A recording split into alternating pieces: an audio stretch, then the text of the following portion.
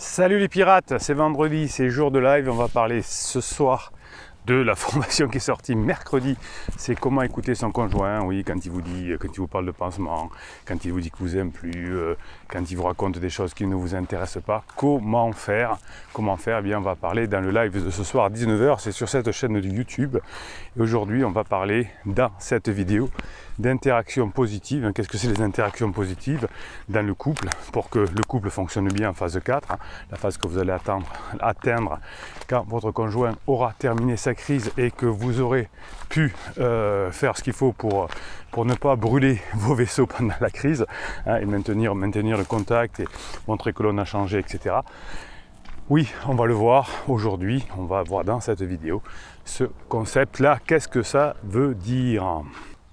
Alors vous allez récupérer votre conjoint si il y a beaucoup plus d'interactions interpersonnelles positives que d'interactions interpersonnelles négatives. Ce qui fait que votre couple a été en difficulté pendant la crise existentielle, souvent aussi liée à la phase d'exploration du couple, la phase 3, on va voir si l'herbe n'est pas plus verte ailleurs. C'est pas qu'il s'est passé quelque chose d'extraordinaire, vous dites je comprends pas, il s'est rien passé, je suis quelqu'un de bien, on a travaillé ensemble, on a construit une belle maison. Non, c'est l'ensemble des interactions personnelles négatives qui vous ont éloigné, et c'est l'ensemble des interactions positives, personnelles, interpersonnelles, qui vont au contraire vous permettre de vous rapprocher. Donc finalement, qu'est-ce que c'est qui va vous rapprocher? C'est les bons moments que vous allez passer ensemble, c'est les marques d'affection que vous ferez à votre conjoint et éventuellement les câlins, pas forcément le sexe. Et vous me dites évidemment, mon conjoint refuse toute proximité physique. Je vais faire des mouvements bizarres aujourd'hui parce que nous sommes actuellement attaqués par vraiment des milliers de moustiques. Donc si vous me voyez faire des gestes bizarres, c'est que au bout d'un moment, ma peau n'en peut plus. Donc je vous préviens, je suis déjà fou, je ne suis pas devenu fou. Je l'étais déjà avant. Donc effectivement, si votre conjoint ne veut pas de rapprochement, ne veut pas vous prendre la main, ne veut pas vous toucher, c'est qu'il y a eu beaucoup trop d'interactions négatives. Alors parfois vous n'en rendez pas compte, c'est pendant les coachings effectivement que je vous raconte, je vous apprends que vous avez fait des interactions négatives, je vous en donne l'exemple tant que j'y pense d'ailleurs. Les formations et les coachings, c'est en descriptif de cette vidéo, vous avez deux liens, le catalogue de formation, je crois qu'il y a 55 formations aujourd'hui, je ne sais plus, je ne compte plus quand on aime, on ne compte pas, et les 4 formules de coaching, celle que vous préférez, celle qui est la plus rentable, c'est ultra puissante, une heure de coaching par audio, on s'appelle, 15 jours de suivi, un autre coaching moins long évidemment pour le débriefing au bout de 15 jours et une formation offerte, donc vous voyez que celle-ci est la bonne. Donc finalement, les rapports sexuels sont importants dans un couple évidemment.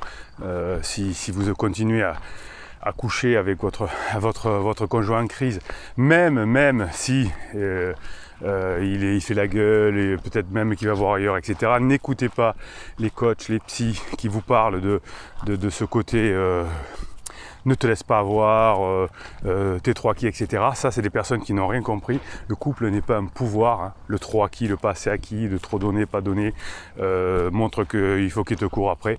Tout ça, c'est de la manipulation, c'est du pouvoir. Ça fait des dizaines d'années que cette forme de couple n'existe plus. Votre couple existe aujourd'hui ou existera demain si vous remplissez les besoins de votre conjoint et que votre conjoint remplit les vôtres. Comment voulez-vous remplir les besoins de votre conjoint en le contrôlant? Ça, c'était la formation la semaine dernière, en le faisant des silences radio, en le calculant pas. C'est le contraire, c'est l'ensemble des interactions interpersonnelles positives qui vont faire que votre couple, vous allez le retrouver. Alors le sexe ne serait effectivement que quelque chose de plus, avec création d'ocytocine, ce serait très intéressant, mais ça ne fait pas tout. C'est l'affection, le câlin et l'interaction positive qui vont faire que votre couple va revenir et que votre couple ensuite sera fort. Le sexe, c'est important évidemment, mais c'est pas le plus important selon les neurosciences, selon les professeurs de sexualité, je ne sais pas si ça existe, mais c'est certainement le sexe qui est le plus important. Donc avoir des interactions personnelles chaque fois que l'on peut, si on peut rigoler, plaisanter ensemble et aller jusqu'à se prendre dans les bras par exemple quand on a une émotion forte, eh bien tout ça va entretenir l'amour, le désir et la flamme.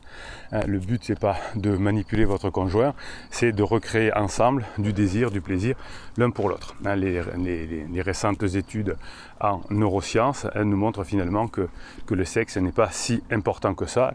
Il est important, hein. Les moustiques aussi c'est important.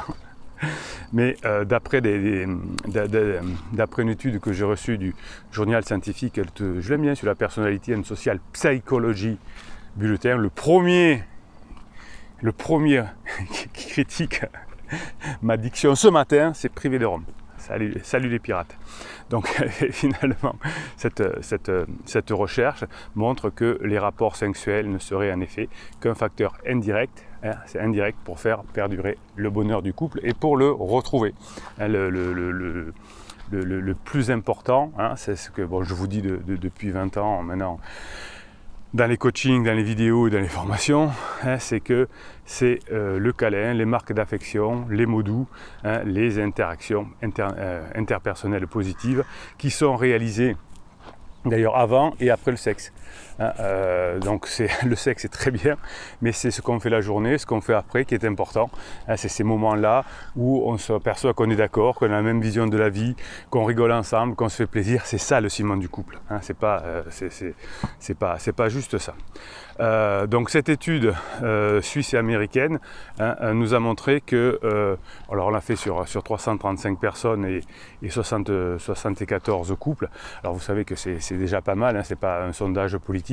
En neurosciences, on n'a pas besoin d'avoir des populations si importantes, et on a interrogé ces personnes sur le lien entre le bonheur et l'activité sexuelle, et on a effectivement questionné les couples sur la fréquence de leur rapport sexuel pour savoir si c'est important ou si c'est si important que ça, et on a comparé ce nombre de cette fréquence de rapport sexuel au nombre de gestes affectueux effectués tout au long de la vie, de la journée des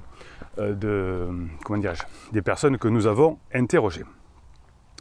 Donc on a comparé les rapports sexuels et on a comparé les interactions sociales positives et on a évalué leur degré de satisfaction globale par rapport à leur vie, hein, par rapport à leur joie notamment et au bonheur du couple. D'ailleurs vous les pirates que je kiffe, cette team et cette famille, vous me dites que depuis que vous faites les formations et les coachings, même si votre conjoint est en crise, vous êtes déjà beaucoup plus heureux qu'avant, vous vous sentez mieux dans votre vie, beaucoup plus détendu, et au boulot on vous le dit, vos amis vous le disent, etc.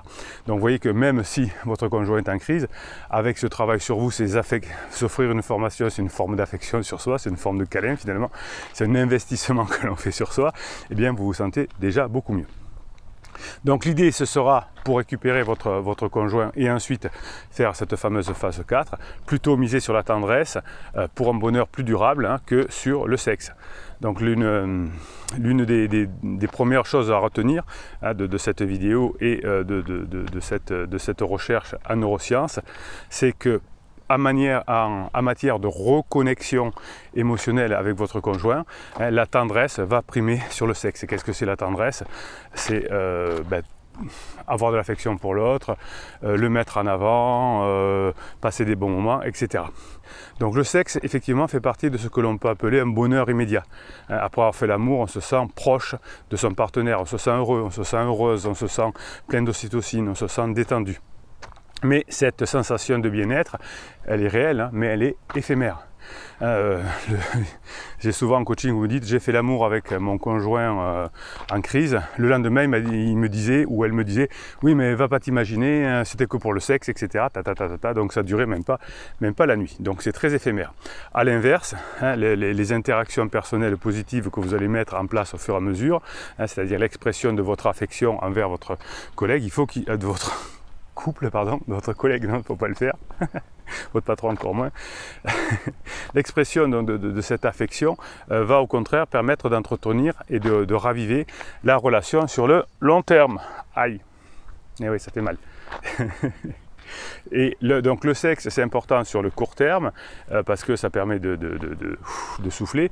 Et l'interaction interpersonnelle positive, c'est sur le long terme. Et c'est ce que l'on cherche ici. Hein. On ne cherche pas à manipuler, on cherche à avoir une relation sur le long terme. Hein. Si vous êtes ensemble depuis 5, 10, 15, 20 ans, vous savez que les manipulations ne servent à rien. Donc pour entretenir cette nouvelle relation à long terme que vous allez mettre en place, eh bien, la fréquence des rapports sexuels n'influe guère le niveau de bonheur, c'est ce qui ressort de cette étude, et en tout cas c'est ce que déclarent les couples sondés. Et en revanche, les bons moments passés ensemble, les bisous, les mots doux vont toucher le partenaire à plus long terme. Et ça c'est important, le long terme. Donc une autre étude, alors celle-là elle était dans le Springer's Archive of Sexual Behavior. Ah là, attention, en plus si je dois sauter un fossé en même temps, donc confirme cette idée que câliner son ou sa partenaire, c'est le meilleur moyen de raviver la flamme ou de ne pas la perdre ou de l'intensifier, de l'entretenir et de la garder vive. Hein. Les résultats laissent penser de cette étude de neurosciences évidemment que les gens se sentent plus aimés et sont plus affectueux à leur partenaire quand ils se câlinent. Il y a aussi un côté sexuel évidemment car les câlins débouchent souvent sur le sur l'acte sexuel. Des fois vous dites oh, j'ai dû sauter sur mon partenaire parce qu'il voulait toujours pas le faire. Donc non, ne sautez pas mesdames sur votre partenaire. C'est souvent les femmes qui font ça, je sais pas pourquoi. Alors les hommes aussi, hein. Mais dans les coachings c'est souvent les femmes qui sautent sur leur partenaire sexuellement. Je sais pas pourquoi, peut-être qu'ils ont un côté masculin, je sais pas. Mais en tout cas, c'est les câlins qui vont déboucher sur un bon passage à l'acte et pas l'inverse. Ouais. C'est comme ça. Donc s'étreindre, et non pas s'éteindre, effectivement, va apporter des bénéfices nombreux évidemment à votre relation. Donc rigoler, plaisanter, pouvoir du coup se toucher parce que quand on va rire, on va pouvoir se toucher facilement, se taquiner. Et bien tout ça, ça va rendre votre partenaire plus heureuse et les gens heureux et épanouis reviennent en couple évidemment. Donc les bienfaits du câlin de couple vont se ressentir d'une manière très similaire d'ailleurs chez les hommes que chez les femmes. Je n'ai pas trouvé là-dessus de différence, ni dans mes coachings, ni dans les études qui évidemment se rejoignent puisque moi je suis sur le terrain. Hein, et ce que j'observe sur le terrain, évidemment, c'est ce qu'observent aussi les chercheurs en neurosciences. Et tout ça va permettre finalement de comprendre que faire l'amour finalement c'est important, mais ce n'est juste qu'un débouché. Donc finalement c'est ces interactions positives interpersonnelles positives qui vont permettre d'améliorer la relation, vous l'avez compris, et qui vont finalement faire beaucoup plus que l'amour. En fait, c'est la confiance en soi, c'est la complicité, c'est le désir, tout ça qui va permettre de reconnecter son couple, hein, avoir cette connexion individuelle et évidemment, c'est pas, c'est pas seulement la partie sexuelle, même si c'est importante. Donc quand on est finalement, est-ce que le plan cul, comme on dit avec son conjoint, avec son pansement est efficace? Eh bien vous voyez que non, puisque c'est pour ça qu'au bout d'un moment d'ailleurs, le pansement se décolle, hein, puisque on a une relation virtuelle, imaginaire, on a du sexe, etc. Mais on n'a pas tous ces moments d'interaction positive au quotidien, ces câlins, cette tendresse, puisqu'effectivement, au début, en tout cas, le pansement et criseux se voient très peu, hein, moins d'une fois par semaine, généralement, quelques minutes, quelques heures, parce que les deux ne sont généralement pas libres. Donc il y a beaucoup de fantasmes, mais il n'y a pas beaucoup d'action, il n'y a pas beaucoup de câlins, il n'y a pas beaucoup de choses comme ça. Et quand on se voit, on se saute dessus, hein, c'est un bonheur immédiat. Dans un coaching la semaine dernière, une cliente me disait que son mari était allé voir une prostituée. Effectivement, il était revenu plus mal qu'elle a su, bien sûr, en contrôlant. Eh bien, s'est aperçu effectivement que il était bien quand il est revenu, mais après, c'était pire. Voilà, bon, bah, écoutez, plus de câlins que de sexe, plus d'interactions positives que de sexe, ça c'est important. Mettez-moi toute votre énergie là-dedans, hein, vous verrez. c'est la solution. C'est pas le silence radio, c'est pas la manipulation, c'est les interactions personnelles positives qui vont vous aider. Pensez bien à me mettre des messages sur mon WhatsApp toute la journée pour que je puisse les mettre sur le canal Telegram, canal Bruno Marchal. Vous allez sur Telegram, vous tapez canal Bruno Marchal, c'est le canal des pirates et vous avez tout un tas de ressources qui vont se mettre au fur et à mesure, puisque quand vous allez vous inscrire, il n'y aura rien, forcément, c'est un canal et il va être alimenté au fur et à mesure de belles images, de vidéos que vous m'envoyez toute la journée et que je vous mets à disposition. Voilà. Et c'est le canal Telegram. Alors je ne veux pas vous faire de lecture de canal Telegram aujourd'hui, simplement parce que j'en ai marre de me faire manger par les moustiques. Je vais quand même vous faire un mini coaching parce que vous aimez ça. Hein. Je tire au sort un message issu d'un commentaire là, et j'en fais un mini coaching. Et ça vous aimez bien parce que je parle de vous. Allez, on y va. Message de Mario que je ne connais pas, je ne pense pas l'avoir eu en coaching. Ma criseuse de 41 ans, tiens, c'est bizarre autour de la quarantaine, m'a quitté depuis 8 mois avec un collègue de travail. Tiens, c'est bizarre, c'est pénible d'avoir toujours les mêmes histoires. Elle entretenait une relation adultère avec lui depuis 2 ans. Ouais, bon, ça, adultère, on ne sait pas trop. Et là, depuis 8 mois, elle a décidé de vivre sa relation avec lui, alors que nous avons passé presque 8 ans ensemble. Nous avons une petite fille de 4 ans et demi. Oui, autour de 2 ans et demi, 3 ans. Hein, les femmes, quand c'est leur dernier enfant, ou qu'elles pensent que c'est leur dernier enfant, généralement, ça contribue à la crisounette. Elle a pété un câble et a pris la grosse patate depuis qu'elle a été nommée directrice dans sa boîte où elle bosse. Bon. Ouais, tout ça, ça fait l'enfant, le choc au niveau du boulot, etc. Quel dommage pour notre petite fille et pour cette belle relation. J'essaie de récupérer, j'amène de la légèreté, de la rigolade. Elle est toujours aussi têtue, elle prend de la distance. Oui, effectivement, hein, si vous ne faites pas ce qu'il faut. Je ne sais pas, Mario, ce que vous faites, je vous le dirai si on fait un coaching ensemble, mais certainement que vous avez l'impression de bien faire, mais pas forcément. Enfin, c'est une histoire de monsieur et madame tout le monde. Oui, sauf que les pirates, c'est pas monsieur et madame tout le monde. Hein. Il y a une méthode, il y a des choses qui se passent, donc effectivement, rien n'est perdu, monsieur Mario. Balboa le kiff répond: bonsoir Mario, ton histoire ressemble à celle de nous autres, ta criseuse a la même attitude que la mienne. Vous voyez, voilà, toutes les personnes qui ont récupéré leur conjoint ont vécu ça. Elle a aussi pris le melon depuis sa nomination au grade supérieur, elle se la pète et croit tout savoir, elle qui rigolait d'un rien et méprisait ce genre de personnes, même âge que la tienne, pansement au bureau et petite fille également. Courage à toi, tu es tombé sur la bonne chaîne sans cette communauté, j'aurais abandonné depuis longtemps. Et Balboa, le kiff, effectivement, n'abandonne pas parce que c'est un pirate. Voilà, ça devrait vous rassurer, toutes les étapes sont à peu près les mêmes. Voilà, c'est comme ça. Le dernier enfant qui a grandi, un choc émotionnel, un changement au boulot, etc. Et voilà, si on sait faire. Souvent vous croyez savoir faire, hein. Bon, vous voyez ce que dit Mario, ouais, j'ai l'impression d'être léger, etc. Ben, souvent quand on fait des coachings, on dit non, c'est pas ça la légèreté. Alors vous avez une formation, hein, sur la légèreté, vous avez une formation sur reséduire son conjoint, vous avez une formation reséduire son couple, etc. Si vous ne prenez pas conscience que par exemple vous êtes le papa de votre épouse ou le fiston de votre épouse, ça on peut le voir qu'en coaching, ben, vous pouvez toujours mouliner à vouloir faire de la légèreté ou des choses comme ça va être compliqué pour vous. Il y a des pirates qui arrivent, hein, du coup c'est beaucoup plus long, beaucoup plus aléatoire, mais bon, on peut pourquoi pas y arriver. En tout cas, vous avez les formations et les coachings et les lives ce soir à 19h qui vont vous permettre d'obtenir vos objectifs. Vous voyez, toutes les histoires se ressemblent et tous les pirates qui ont, depuis 1999, ont récupéré leur conjoint, ont fait la même façon. Ils n'ont pas fait de silence radio, ils n'ont pas manipulé, ils ont amélioré les relations interpersonnelles positives. Allez, on en parle en formation, en coaching, en live, dans les vidéos. On ne vous lâche pas et sur Telegram, bien sûr. Bruno Marchal, il vous dit, continuez à mettre des commentaires, à vous parler, à vous encourager. Et Bruno Marchal, il vous dit, passez la journée que vous méritez.